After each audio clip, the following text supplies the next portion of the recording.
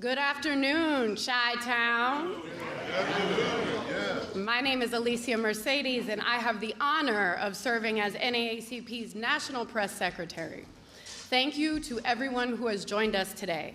We are so excited to be with you all in celebration of NAACP's 117th National Convention coming to Chicago in 2026.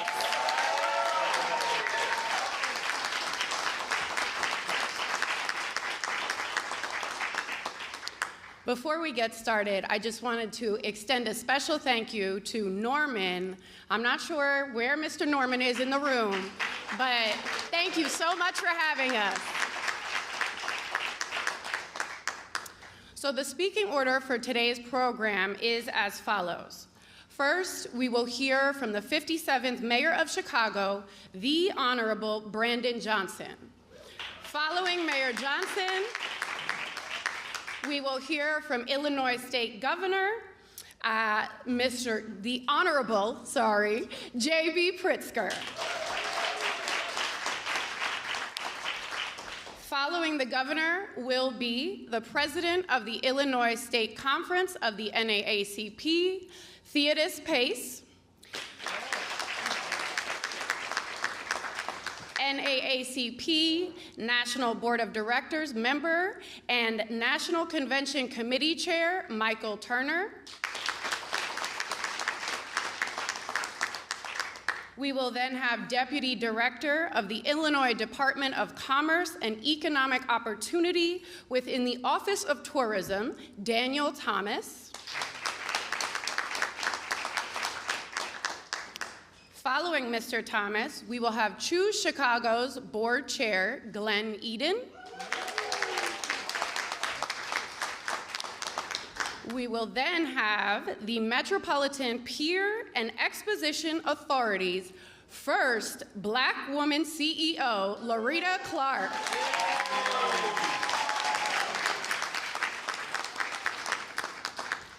And last, but certainly not least, our very own NAACP President and CEO, Derek Johnson, will provide us with closing remarks. Now, it is my distinct honor to introduce you to Chicago's very own Mayor Brandon Johnson.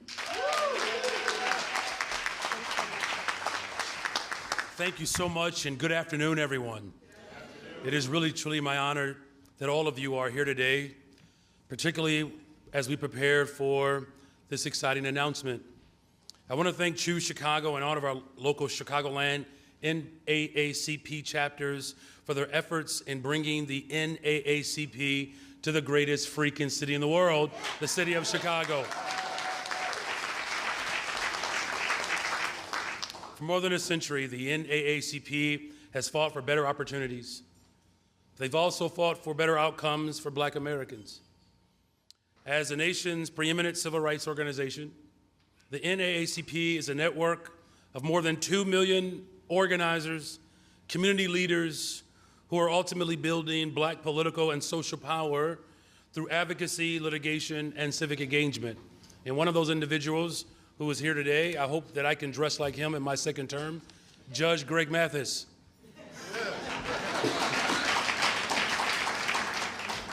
Would also be remiss if I did not acknowledge the fact that we have an incredible leader as Speaker of the House. I'm sorry, Mr. Governor, but I will like to acknowledge House Speaker Chris Welch.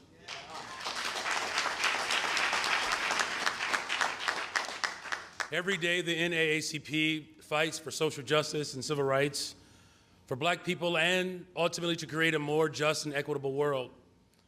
And while they have made great strides in their fight, we all know that there is still much more work to do. I'm grateful that we also have a partner in City Council, the Alder of the 4th Ward, Alderman Lamont Robinson is here. But as we know, there's much work to be done. That's why I'm really excited that Chicago will host the 117th Convention of the NAACP in 2026. You're gonna have a great time in Chicago. I promise you that. In fact, at the very early part of my administration, and I say early with a little bit of tongue in cheek because it has still only been a year, y'all.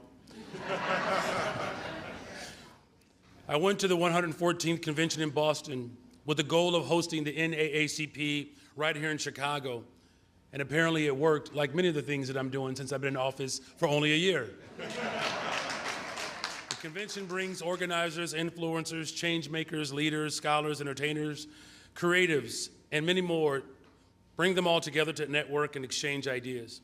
The NAACP National Convention provides an open and welcoming space for attendees to discuss their ideas and, of course, respond to ongoing pressure. And in closing, it's the ideas that are born from this convention or these conventions that turn into impactful action throughout the year.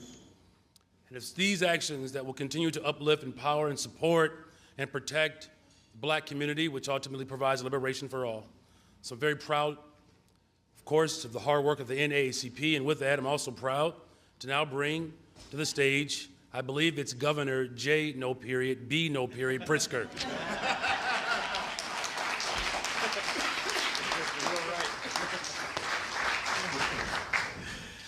Well, thank you very much, Mayor Brandon Johnson with no periods.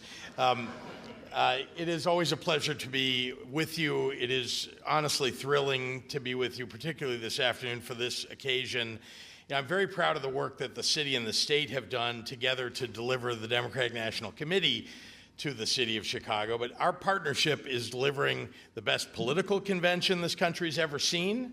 And now we will take the expertise and the partnership that we've developed and apply it to another incredible event that will benefit the people of Chicago and the state of Illinois, and that's the NAACP Annual Convention. As a life member who joined almost 30 years ago, I'm very proud to be a part of this really momentous event that we're announcing today. You know, the 1908 Springfield race riot is often cited as an inciting event that led to the formation of the NAACP. This tragic and ugly part of Illinois' history serves as a reminder that the persecution, the inhumanity, and the discrimination that Black people experienced for 400 years across the United States wasn't just a phenomenon limited to southern states. Illinois, too, was afflicted with the disease of racism. Just this week, President Biden announced that he will designate the site of the 1908 riots in Springfield as a national monument. In Illinois, even as we work to move forward, we must never forget the past and the history that we are still reconciling today. While we host the NAACP convention, Illinois will affirm our commitment to advancing racial equity and the work that still must be done to advance economic and social justice for the Black community here and across the entire United States. We ought to be the epicenter of that endeavor. And at least when it comes to the NAACP annual convention in 2026, we will be. So I want to thank the leaders of NAACP for choosing Chicago and the great state of Illinois. And now it is my great pleasure to introduce and turn this podium over to the Illinois State Conference President, Theodis Pace. Theodis?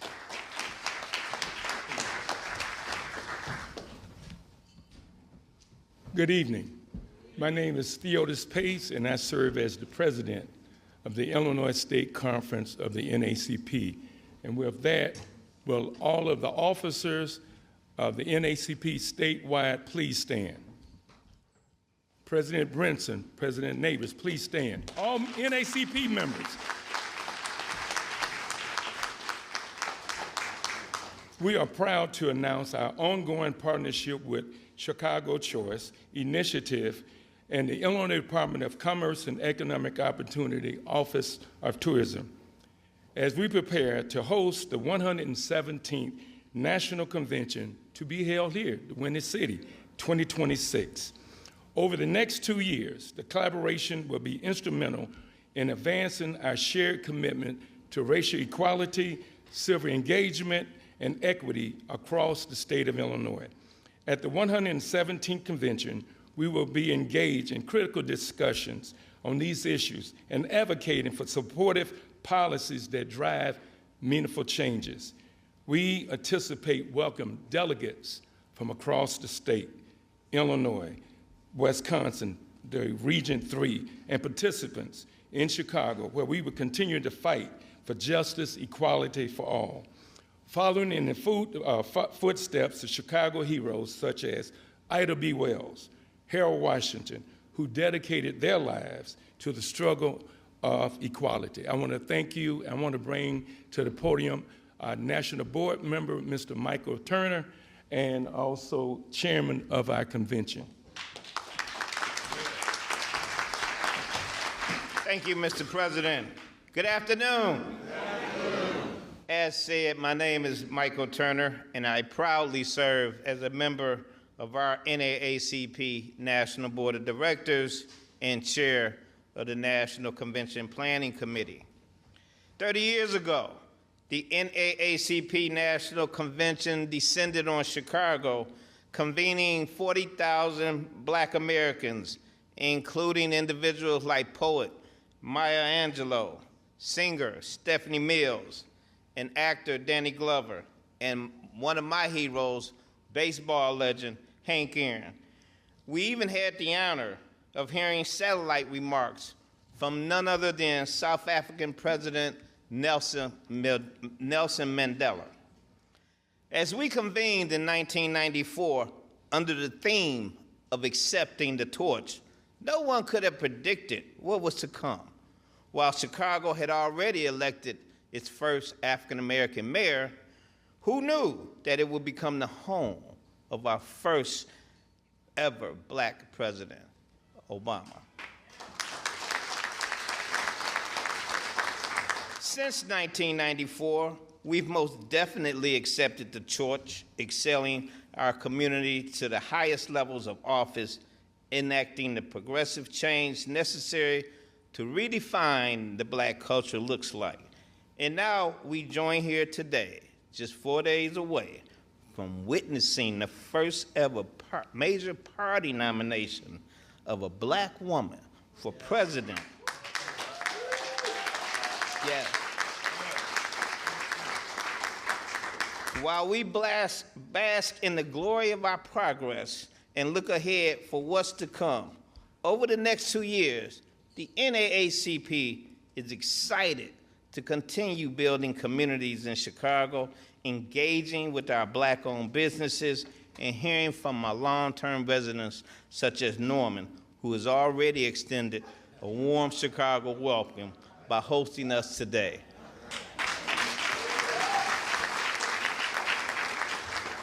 But I personally want to say thank you to two major people responsible for this. Mr. Mayor, in Boston, you told me you would do whatever it would take to get us here. Governor Pritzker, you hosted us for lunch or breakfast a year ago, and you too said you would do whatever it would take to get us here. You both stood up to what you said, and we are here today because of your commitments, and I applaud you. We are fired up and ready to go. I am proud to now turn the mic over to Mr. Daniel Thomas. Well, Michael, thank you so much. Good afternoon, everyone. My name is Daniel Thomas, and I have the great honor to serve as the Deputy Director for the Illinois Department of Commerce and Economic Opportunity Office of Tourism. I'm absolutely honored to be here with you all today. Firstly, I'd like to officially add my Illinois tourism welcome to the NAACP National Convention to Chicago, not only today, but when we welcome you back in 2026. I fell in love with Illinois 18 years ago because, in part, of its incredible diversity and people. I'm proud to say that when we travel the world and tell the Illinois story, it's because of that diversity at the core that makes us the choice for over 112 million visitors per year. In fact, last year, those visitors spent $47 billion, generating over 278,000 tourism and hospitality jobs in our great state. Our hotel tax revenue hit record numbers this year of $322 million, which was a 4.5% increase over last year, fiscal 23. But it did not stop there. With thanks to Governor Pritzker's leadership, otherwise known as our Chief Marketing Officer, we're so proud to be able to support and help bring this historic event to Chicago, thanks to a $2 million grant from DCEO's new tourism incentive program. This critical grant program is designed to attract new events to Illinois, events that have not been in our great state for over 3 years. This was a critical factor in supporting the bid to bring NAACP conference to Chicago. This historic and empowering convention will help boost our state's thriving tourism economy and industry by supporting hotels and restaurants, plus small business, including the over 141,000 Black-owned businesses across our great state. Projected to bring over 10,000 attendees to Chicago, the conference is estimated to have an impact of over $27.5 million. Hosting the NAACP convention in Chicago is a testament to Illinois' commitment to progressive values. Our partnership with NAACP, the City of Chicago, we will aim to create an unforgettable experience for convention attendees by showcasing the best of what our state has to offer, whether it be our world-class cultural institutions or one of the Chicago's 77 diverse and distinct neighborhoods. That's what makes Chicago and Illinois a world-class visitor destination. Illinois is excited to welcome NAACP National Convention to our great state. Thank you once again to everyone that was involved in bringing this event to our home, otherwise known as Chicago. And now it's my great pleasure to introduce to Chicago Chairman, Mr. Glenn Eden. Thank you. Thank you. Thank you. Good afternoon. It is such a milestone day and full circle moment for many of us in this room.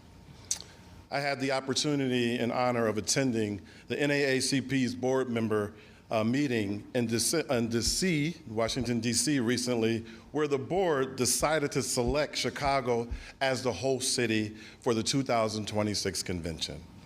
It was an enormously proud moment. And as I said in that meeting, the partnership that you're going to continue to build with our city and state is going to feel more like a significant long-term investment in NAACP's mission and values in 2026 and beyond, and not a transactional short-term relationship like you had in some other markets. So on behalf of our board, interim CEO Rich Gamble, our wonderful staff, especially Dustin, Michelle, and Eric, along with the entire city hospitality and tourism industry, thank you for choosing Chicago. We can't wait to welcome you to our beautiful city in 2026. And I also like to take this time to give a special thank you to Governor Pritzker, Lieutenant Governor Stratton, Mayor Johnson, and Deputy Mayor Kenya Merritt for their enthusiastic support and deep commitment to making this day a reality since day one.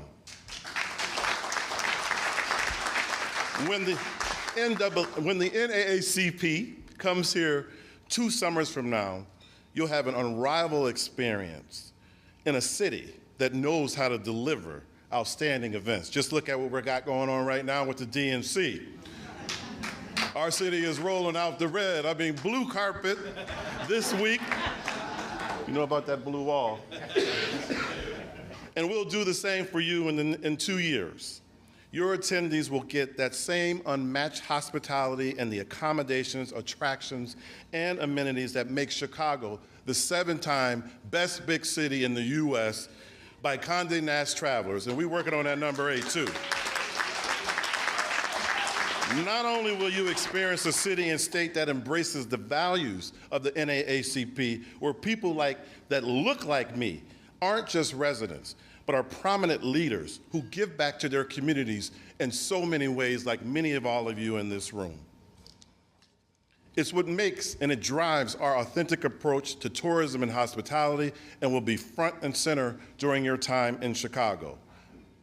You'll find a very dynamic and infinite city that is welcoming to your guests and committed to delivering the best national convention ever.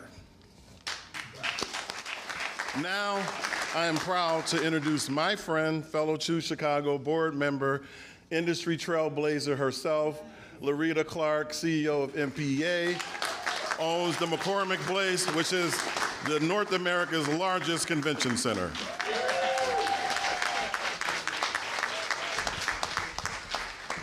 Well, good afternoon.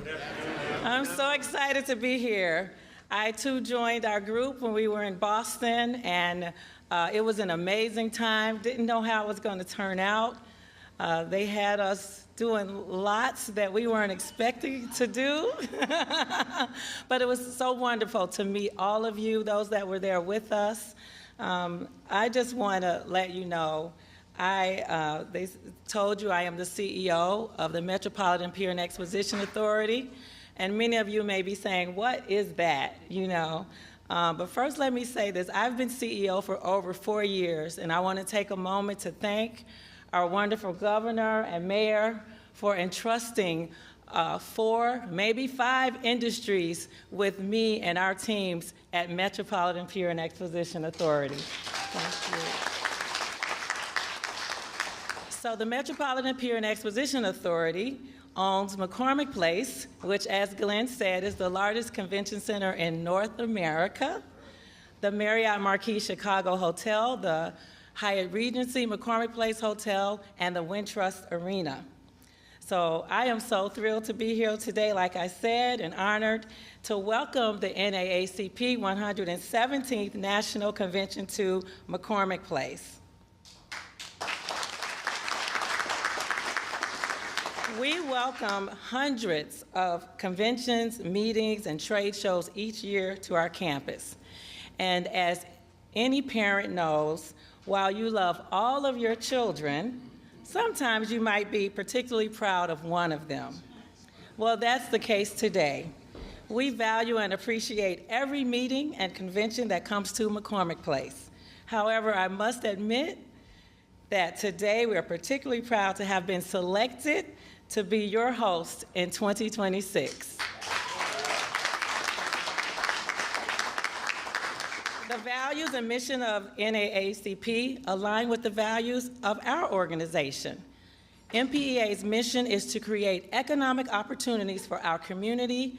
We embody these values every day on our campus as we actively work to bring local business, especially women and minority businesses, to our campus as vendors and as participants. In fact, about 1/3 of our spending on campus is with women and minority-owned businesses. We create not just jobs, but careers for nearly 4,000 people, many of whom are also our neighbors. The final point I wanted to make is McCormick Place is a place where history is made. The buildings on our campus hold many stories.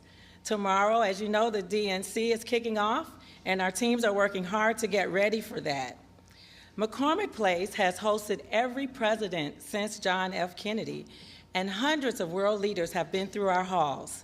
We consider the NAACP's annual convention to be on the same level as these meetings. As some of the nation's most powerful Black leaders gather, we are excited and humbled to be able to play a small part in this meeting. So with that, I am going to turn it over to Derek Johnson, NAACP's President and CEO. And again, thank you on behalf of MPEA.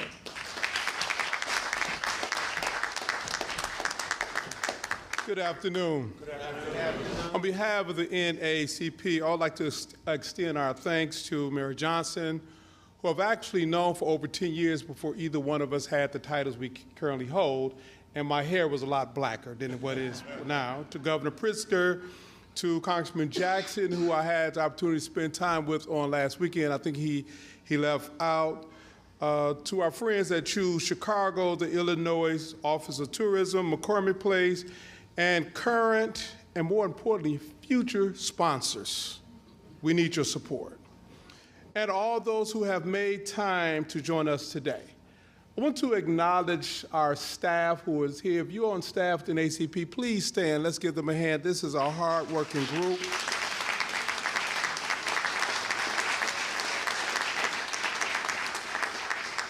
To members of our National Board of Directors, I see Ron Reynolds, who is the chair of the Texas Legislative Black Caucus, to Saloa Steele, who is the vice chair of our foundation board. Hope I'm not forgetting anyone because they all are my bosses and I like my job. But more importantly, to our volunteers, to our state leaders, our branch leaders, and all of the volunteers who make up this organization we call NAACP. If you all would stand, let's give them a hand. Because of you, we exist. Illinois is significant for the NAACP. For over a century, we have existed. And we only exist because of two groups. One that formed in 1907 in Niagara, Canada, and they decided they needed to address the race question. Individuals who realized that the promise of America was not being guaranteed towards their rights. Although many of their ancestors and some of them took up arms to save the Union, we began to see a rash of terrorism across the country, on average a lynching a day. But it was one race riot right here in Illinois, in Springfield, Illinois, in 1908. Another set of individuals, many of whom will be considered white today, but was not considered white then because race is a social construct. That if you was Jewish, you was not considered white. If you was Irish Italian, you was not considered white. If you was anything other than a white, Anglo-Saxon, Protestant, and for that matter, male, you was not considered a part of the power dynamic. And as a result of that race riot in Springfield, Illinois, one group called the other and said, can we meet to form an organization that will be an advocacy organization to advocate for public policy to ensure that equal protection under the law will be afforded to every citizen in this country. That even if you was not a citizen, you should be treated with human dignity. It is a job of the NAACP not only to serve out our mission to ensure that democracy work for everyone. So it is no accident that we're having this press conference today as the Democratic Convention convenes this week. Let's be clear, we are nonpartisan, but we are political as hell. As we should be. It is also important to note that it's been 30 years since we have convened here in Chicago, and I was at that convention. I was a little frustrated being in Chicago, Judge Mathis, because we're Detroiters, and the Chicago Bulls started beating Detroit. We didn't like that part, right? But with that said, it was for me eye-opening to be at that time my third national convention and see individuals like Aristide come through here, Nelson Mandela come through here, and so many other national dignitaries. Why? Because the voice of the black community has always come through the NAACP. And so we're in Chicago. Some of us who live in Mississippi like I do, we call it North Mississippi because so many of us are here.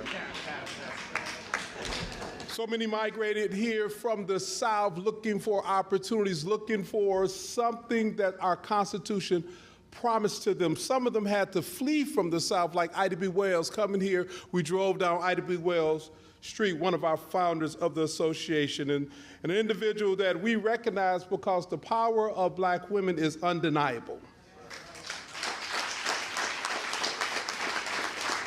And so now we're here 30 years later. We'll be here 30 years later for the 117th National Convention. The mission is the same.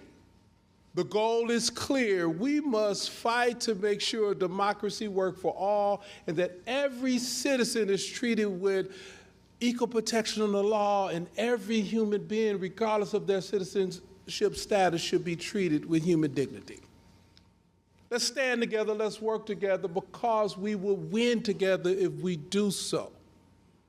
We cannot allow the forces of otherism to take hold in this country and create a level of tribalism that would cause all of us harm. And it's only through our collective effort that we will be able to live out to that social contracts commitment that we call the Constitution. And it's with that spirit that I thank you all, Chicago and the state of Illinois, for welcoming us here, and we look forward to being here in 2026. Thank you. Thank you.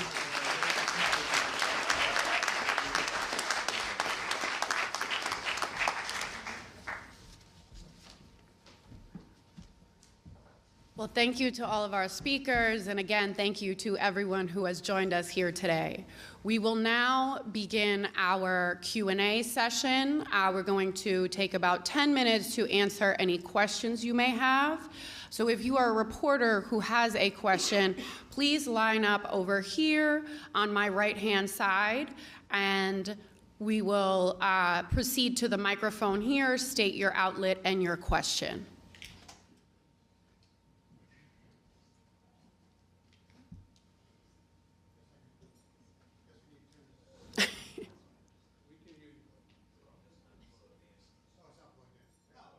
Okay, well, here, I can give you this microphone.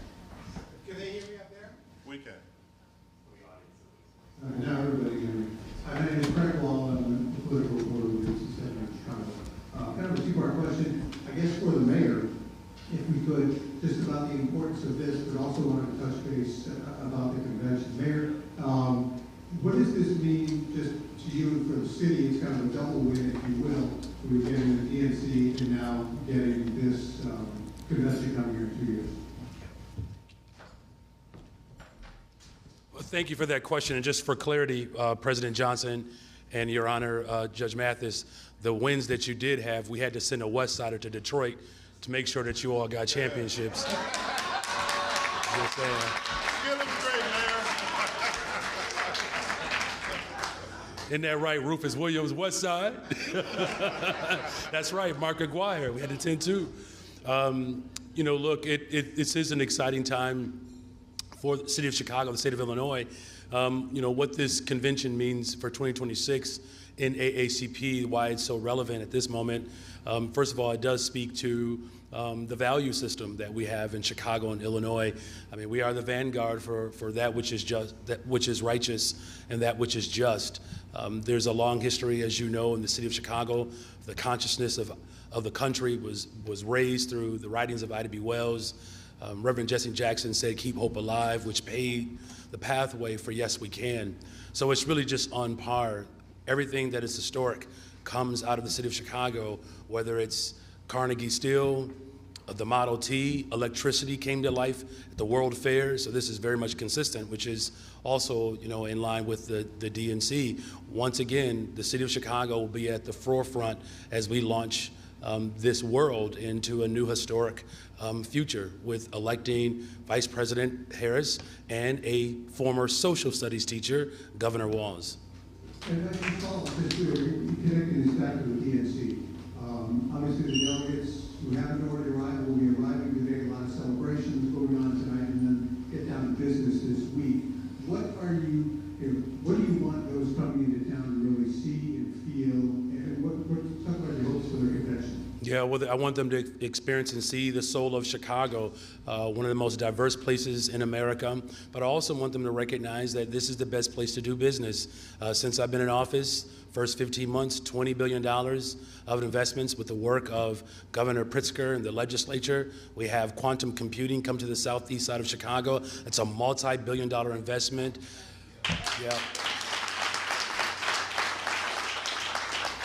Right on the west side of Chicago, there's a $7 billion investment right around the United Center for Affordable Homes and expanding more green space. The $1.25 billion investment for economic as well as community development. For my administration, the largest investment in that regard in the history of Chicago. So I want people to be able to know that the city of Chicago is certainly open for business, and you can be open for business and be pro-worker. We have the most substantial expansive paid time off ordinance anywhere in the country. The people of Chicago asked for a day off. I gave them 10. We abolished sub-minimum wage, which has its vestiges to slavery, where every single tip worker will now receive a raise as a result of our work. So I want them to be able to experience and feel and see all of that and make sure that no one who comes to the city of Chicago, if I catch you with ketchup next to a hot dog, you better have some French fries with you.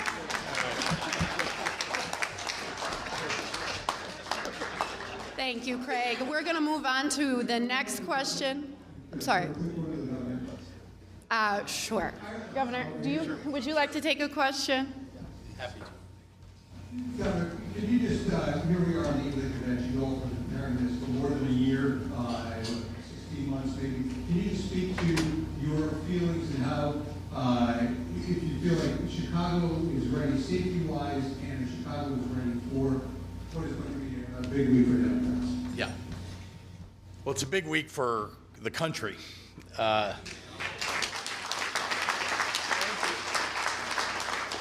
And I'm very proud of the work that the city has done, that the mayor has done, that our law enforcement officers up and down the scale, you know, starting with here in the city of Chicago, the CPD, and of course, Illinois State Police, our sheriff's office. And then don't forget, we're coordinating with Secret Service and FBI and with law enforcement across the Midwest who are helping out.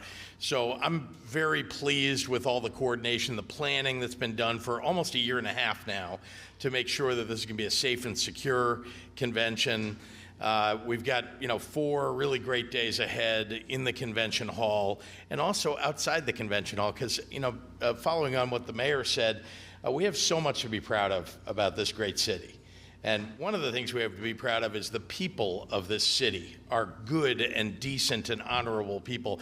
And the hospitality that our visitors, the 50,000 people that are coming to this city are going to feel is, what I think we sometimes take for granted, but we know that it's special. And so when people come here, those 50,000 people, and they visit here and they experience who we are, not only are they going to want to come back to, experience all the things they saw this week, but also they're going to want to bring their families and spend more time.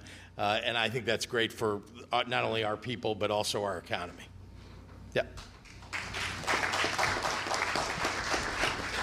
And I know we're all very excited about the convention happening this week, but we are here to celebrate our 117th convention, so we'd prefer to keep questions on topic. And I apologize in advance, but I do have to follow up with the governor just on what Craig had asked.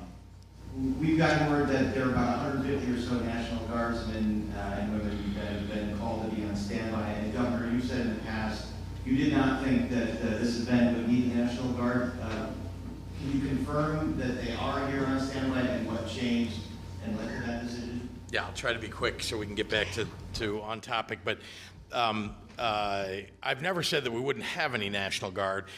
Just to be clear, we have about 250 military police. They're trained to be police. I want to be clear with everybody. National Guard are not, generally speaking, trained to do crowd control or trained to arrest people. That's not what they do. They're trained to, to be Army soldiers and Air Force. That's what National Guard do, and they get called up for international service and sometimes in the state of Illinois when we have emergencies. They are really on standby. They are, at the perimeter. Nobody expects that we'll have to use them for anything very serious, but we also want to make sure that we have additional law enforcement type folks who are in uniform and who are trained to be police available. So we're just trying to cover all the bases and make sure we're doing all the right things. But remember, when you say 150, we have 13,000 National Guard in the state of Illinois, and very proud of those National Guardsmen, and we do call them up when we really need them. But this is a situation where I think law enforcement is a much more appropriate force to have on hand and ready.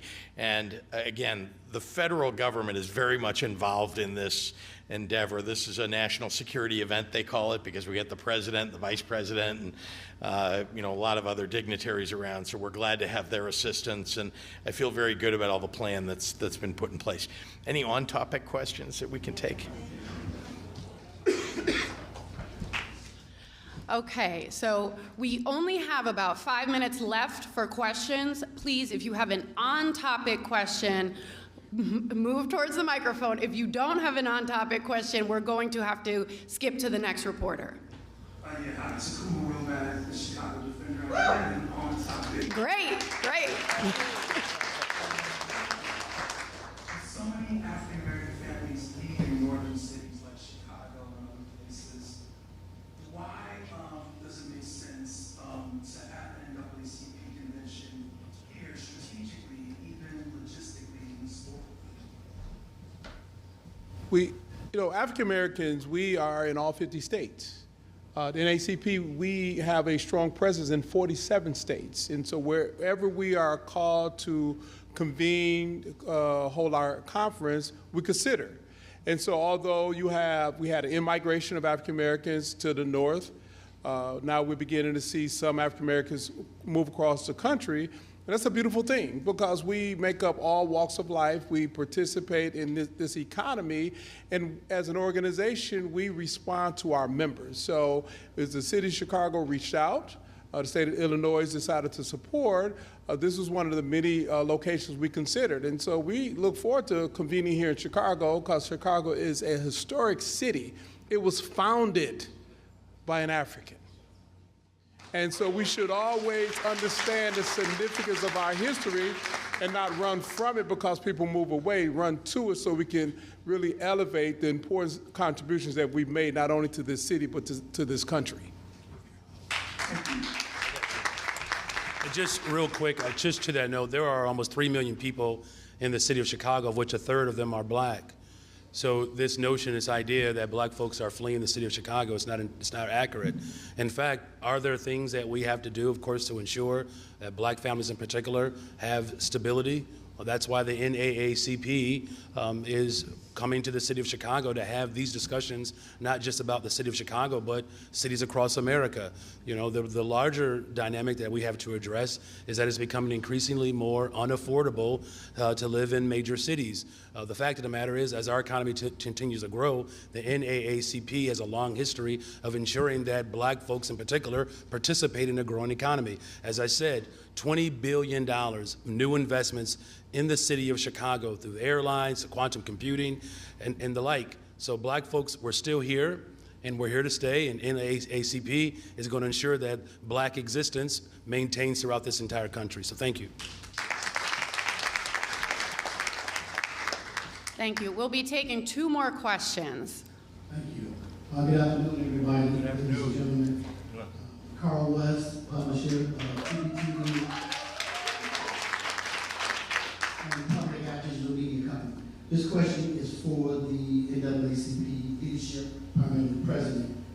What was the deciding factor that the delegates presented to you and the team that made the Obama and OSC the greatest freaking city in Chicago the choice?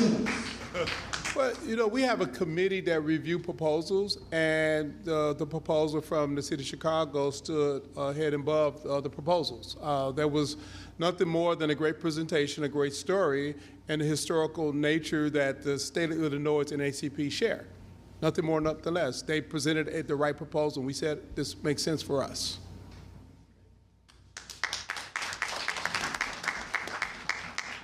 Okay, last question. Please state your name and your outlet.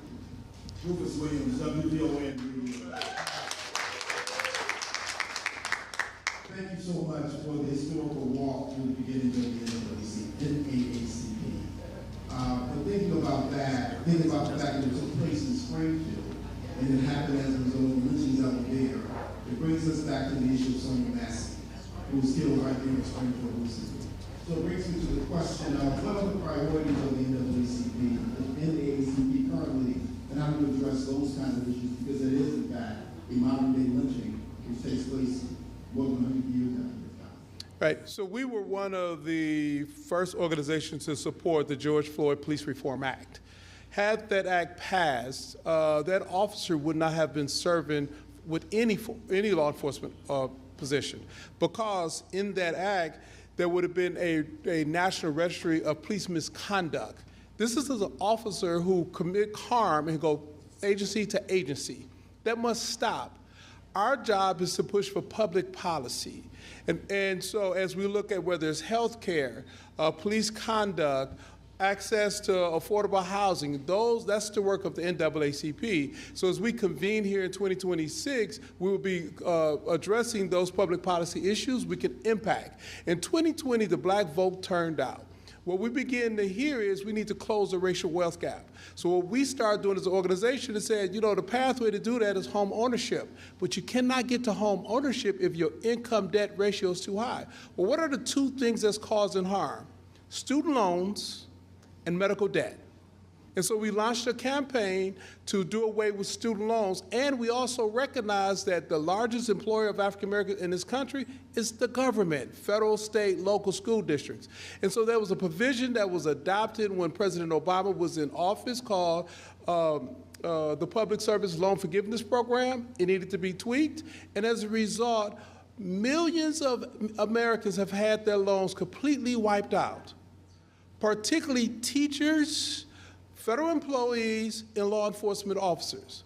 And that's how we proceed with our work. So as we think about the massacre in Springfield in 1908, that triggered us to be an advocacy organization to impact the formation of public policy, as we think about the brutal attack that we just witnessed, not only George Floyd, but all the others, it's about public policy, and we will continue on that mission as long as we exist.